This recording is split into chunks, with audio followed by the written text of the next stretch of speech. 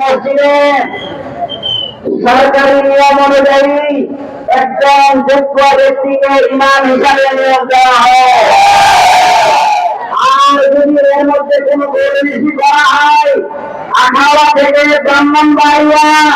ব্রাহ্মণবাড়িয়া থেকে ঢাকা, ঢাকা থেকে চট্টগ্রাম, সারা বাংলাদেশ অর্ডার করে দেওয়া হবে। আমাদের আজকের এই কর্মসূচি সুশৃঙ্খল ভাবে শান্তিপূর্ণ ভাবে সমাপন হয়েছে। আপনাদের সকলকে ধন্যবাদ, মোবারকবাদ। ইসলামের উপরে যদি আঘাত আসে, নবীর উপরে যদি আঘাত আসে, কোরআনের উপরে যদি আঘাত আসে, যখনই ডাক দেওয়া হয় আমরা আখাউড়াবাসী সকলে আজকের মতো এরকম জমা হয়ে যাব। সবাই রাজিয়েছিলেন ইনশাআল্লাহ।